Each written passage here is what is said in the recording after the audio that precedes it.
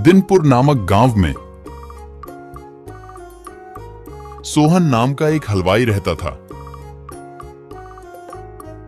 वह अपनी पत्नी के साथ मिलकर बहुत स्वादिष्ट मिठाइयां बनाया करता था।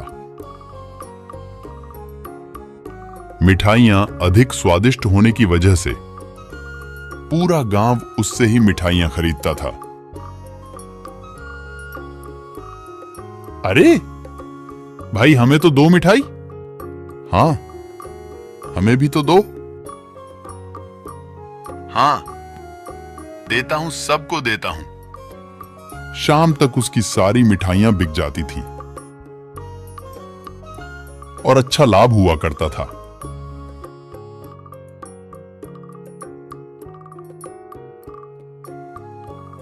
उसका जीवन बहुत अच्छी तरह से गुजर रहा था।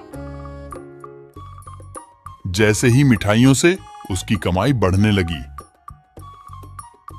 सोहन के मन में लालच जागा। क्यों ना ज्यादा पैसा कमाया जाए। सोहन शहर की ओर कुछ लेने जाता है और वहां से वह कुछ चुंबक लाता है।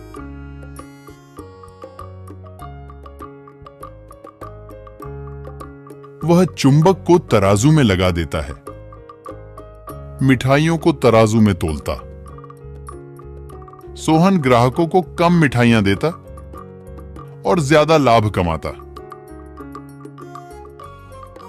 वह अपनी पत्नी को सारी बात बताता है। उसकी पत्नी इनकार करती है। नहीं नहीं, ये सब ठीक नहीं है।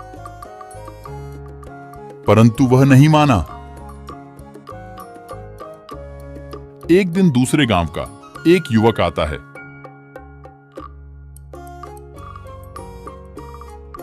भैया, 1 किलो लड्डू देना।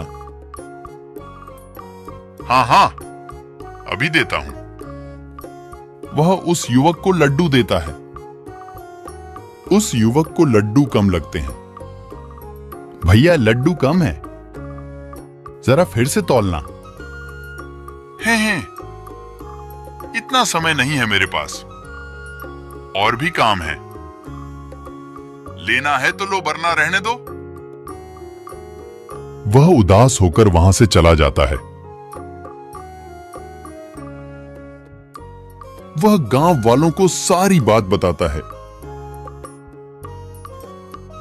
गांव का एक युवक उसकी दुकान से मिठाई लाता है और दूसरे तराजू पर तौलते हैं।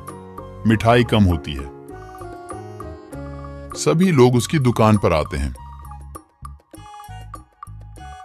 और सोहन को बहुत मारते हैं।